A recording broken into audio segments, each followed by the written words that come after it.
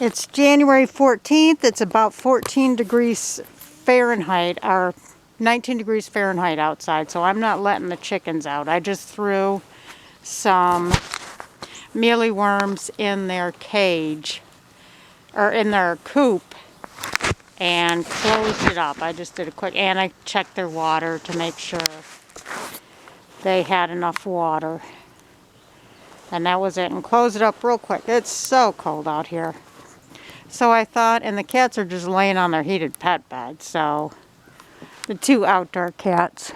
So I thought I'd show you the bird feeding stations I have.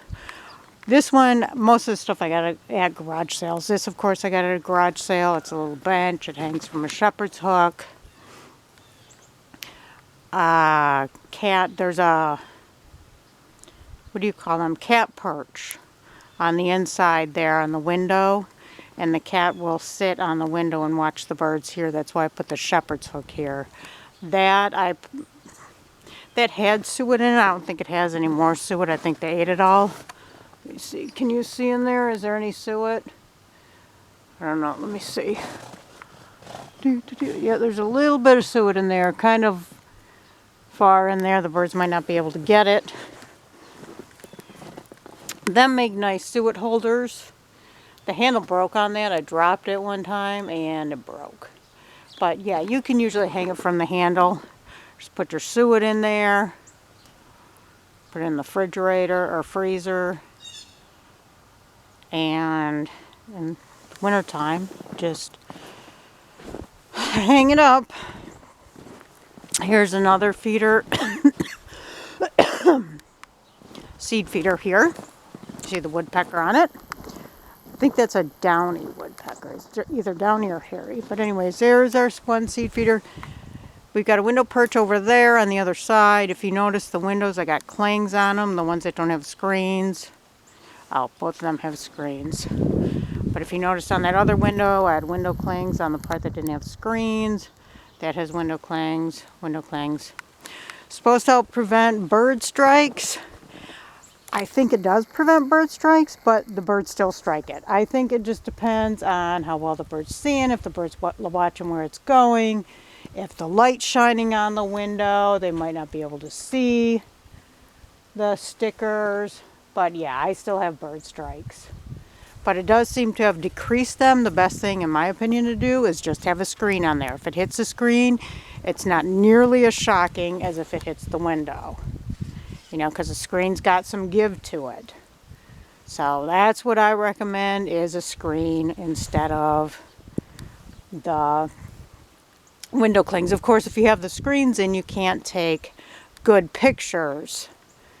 But do you want good pictures, or do you want to, you know, it depends on what your priority is.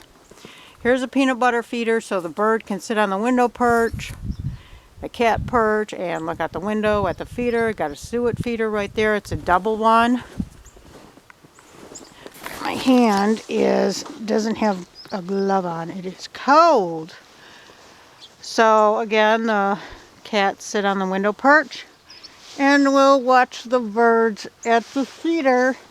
Here was another suet feeder, a suet cake thing I made, mixed up together and put in there. That one's empty. Here's another feeder I sometimes use. Yeah, that one needs to be filled. I sometimes also use that one, but I haven't used it recently. There's my Christmas tree. My Christmas tree is still on the porch. I'll probably keep it decorated till summer, spring, when I plant it.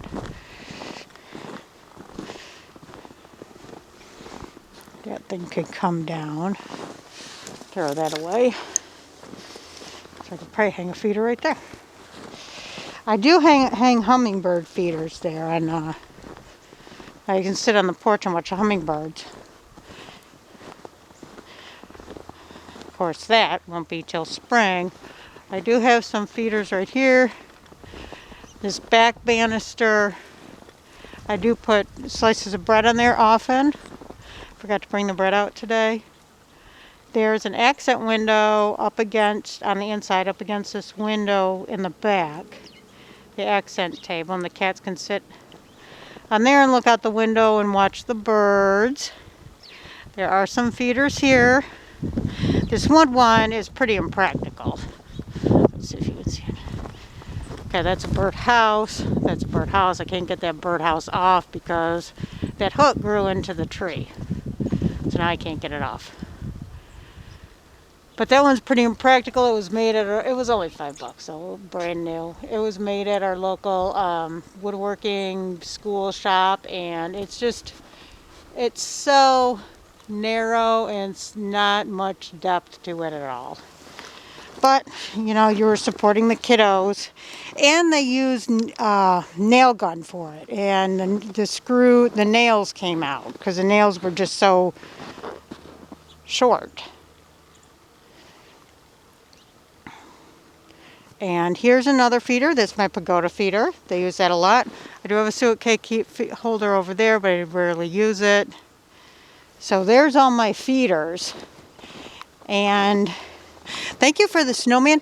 The buttons and stuff on the snowman, that was in something I got, well, my friend gave me a couple of bins full of Christmas cards to write out, not used, but new to write out because she knows I'm a card writer. And in there was this little package. It was from like the dollar store or something.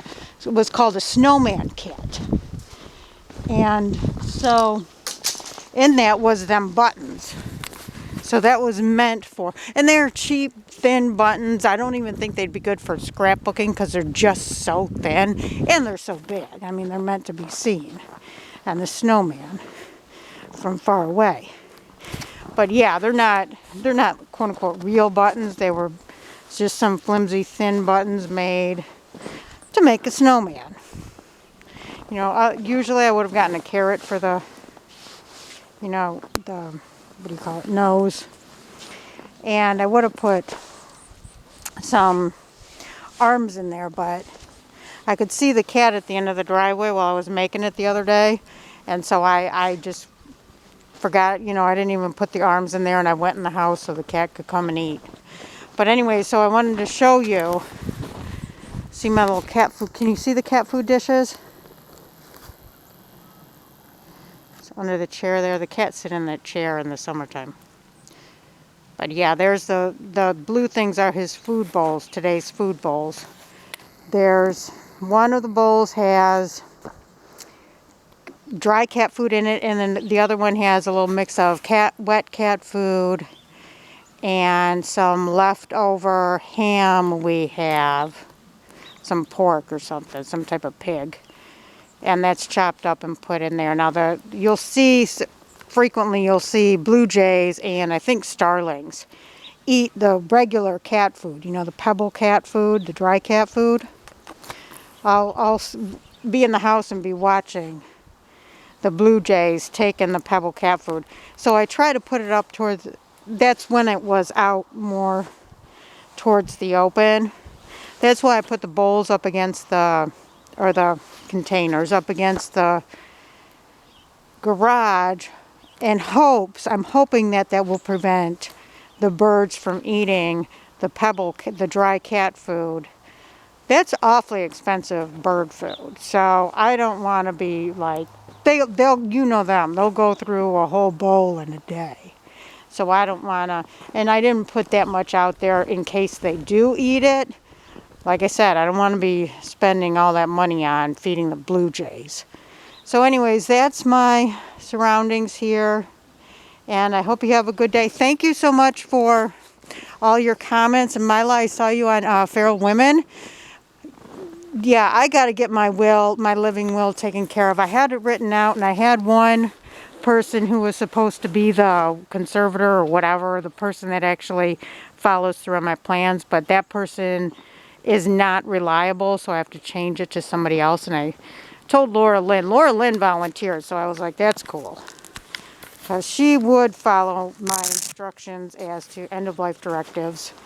My partner, not so much. He's one of these people that I think He'd be so stressed out, I think, and despondent, he'd try to keep me alive against my wishes. So I have to have somebody that I know will do what I want done in that time of distress. Plus, it's hard, you know, when you're the partner of somebody. Sorry about the jiggling around. My fingers are so cold.